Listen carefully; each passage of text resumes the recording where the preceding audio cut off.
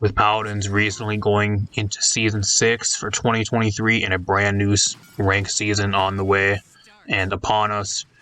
These are some of the champions that you're going to want to be playing to rank up, or if you just want to get the new ranked pip skin for the ranked reward and getting 200 wins, these champions will hopefully make that a lot easier for you. Let's be 100% real, Paladins in 2023 is not a good game, and ranked is a shell of its former self over the last couple years. Ranked doesn't really mean much unless you're in your higher tiers of ranked, but you still can have some competitive games once in a while, and it still can be made a lot easier, especially with what champions you're playing and what stuff you're going to be using to help you get a lot more free wins and kind of bypass at least one of the major aspects for ranked, and that's playing the certain champions that are better than all the other ones. So with that being said, here are some of the best champions right now, starting for Season 6 to help you rank up and either get to a higher tier of ranked or get that pip skin as fast as possible. Let's get right into it. First off, let's start out with support. We have Io, Genos, and Lilith.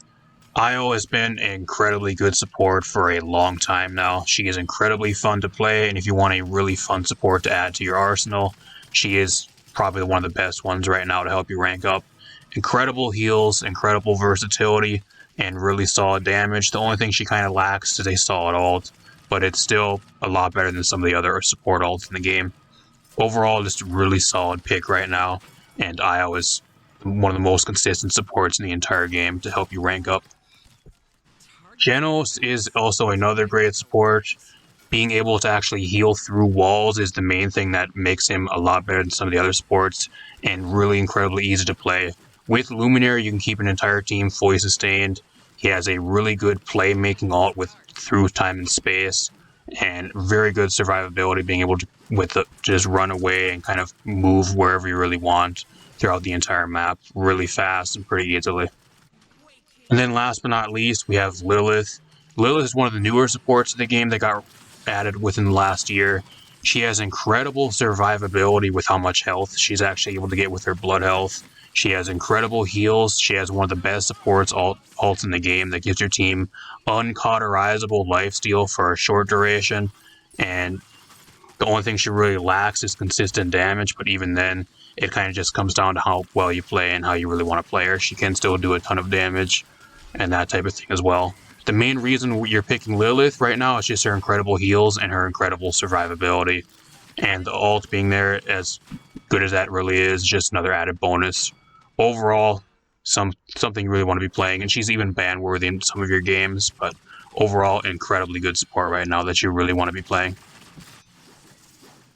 Up next is the tank category. We have Barrick, Fernando, and Khan. Barrick actually got buffed this patch, and he's been getting some small buffs over the last couple months, leading up until Season 6. Overall, he is one of the best point tanks in the game, and you can also play him as an off tank. Really solid damage, really good survivability, and he just has kind of whatever you really want out of a tank right now. Just incredibly good and something you really want to be prioritizing and picking in the majority of your games. You're going to be seeing him play a lot and playing him a lot if you want to rank up. Fernando as well is also another really solid tank right now, mainly just because of the reason that he's a lot better as an off tank than he was previously.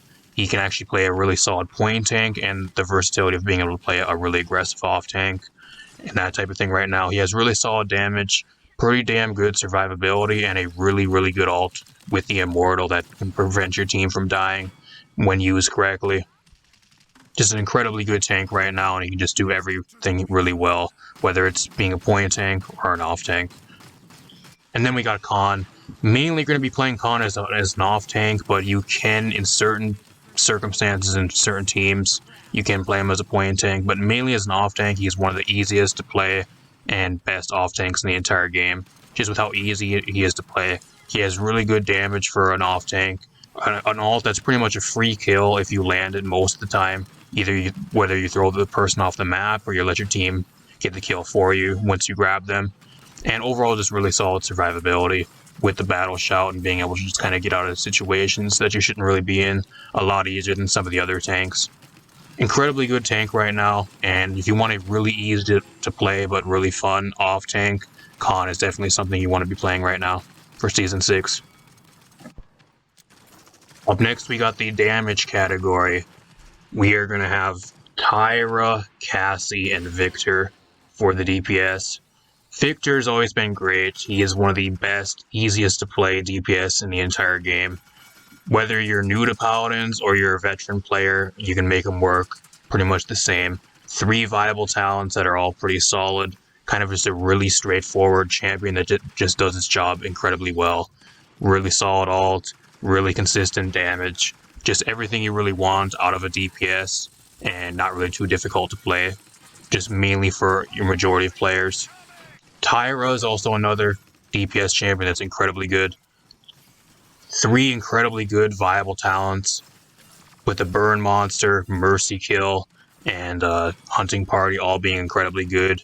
Especially Hunting Party being able to actually be a pretty good check to some of the stealth characters in the game that are being played a lot, such as Skye, Sati, Seven, those type of characters. And just really solid ult and really easy to play. She lacks a bit of mobility for a DPS, but she kind of makes up for it with a bit of versatility and DR and stuff as well throughout her loadouts. And then last but not least, we got a projectile character, which is probably the best projectile champion in the game, which is Cassie. Just incredibly good. Like, there is not a single thing about Cassie that I think is actually like a bad about her. It kind of just comes down to if you can land your shots. She is pretty easy to play, but if you don't know how to play her projectiles, she can be a little bit tricky. But overall, she is the best projectile character in the game. If you don't know how to play her, pick her up, learn her. If you can play her at like an average or above level, you can do incredibly well. 3 viable talents, incredibly good loadout cards, bunch of loadouts you can make, and I don't think she even has like a bad loadout per se that you can make. Just incredibly good for a DPS champion, and that's why she is the best projectile champion in the entire game right now. Up next, we got the flank category. We got Seven, Maeve, and Caspian. Seven is an incredibly brain dead flank. You're gonna sometimes be seeing him banned in some of your ranked games, but overall, the reason why he's incredibly good right now is just because he just needs to be nerfed, and he just hasn't gotten nerfed over the last year or so. His damage is absolutely crazy. His mobility is some of the best in the entire game, and he has just a really decent ult to combat that, and a bunch of versatility with how much damage and mobility he really does have, and some really crazy combos he can do as well. Just incredibly brain dead, and as long as you can play Seven at like an average level, especially in your lower to mid tiers of ranked, he is one of those champions that if he's not banned, you can pretty much win the majority of your games. That's why he's on this list. Next we got Maeve.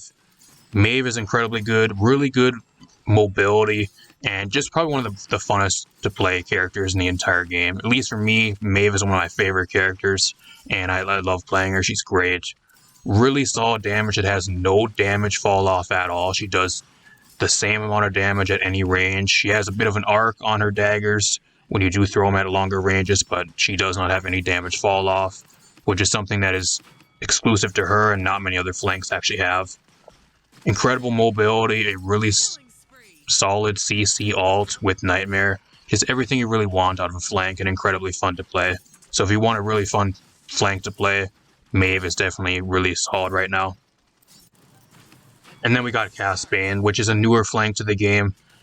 More of a skill dependent type flank, so if you're not really good at Caspian and you don't know how to play him, I would not really pick him up in the majority of your ranked games. But if you can learn how to play him, he is incredibly good right now.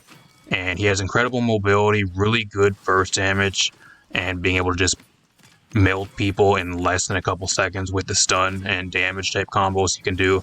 And just really solid. An ult that does crazy damage, and just overall really solid, but mainly a character that actually comes down to more of a skill, and depending on the player. If you're not really good with Caspian, I would play something else, but if you can play him at an average or above average level and get to play him very well, he is incredibly good right now, and you might actually be seeing him banned in some of your games, depending on the players playing and the type of teams being played in your games. Up next, we got honorable mentions. Some champions that are kind of not really being played enough right now are kind of sleeper picks that should be played a lot more and are still incredibly good.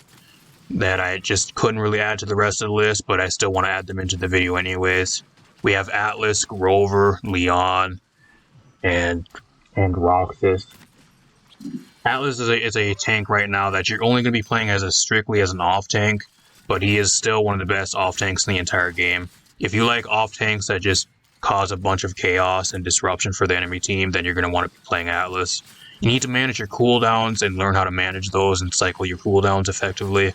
But apart from that, he has everything you really want out of an off tank. Really good CC ult, a bunch of CC type abilities, and really solid damage. Incredibly good right now and not being played nearly enough. Grover as well is kind of not really being played as much. Some of the supports, including Grover, got their talons with like a new passive, which I think scared a lot of people away from playing them. Even though I think Grover is even somehow a little bit better than he was with the new passives for the talents. Incredibly good heals, really good consistent damage for a support, and just overall really solid ults and kind of everything you still want out of a support.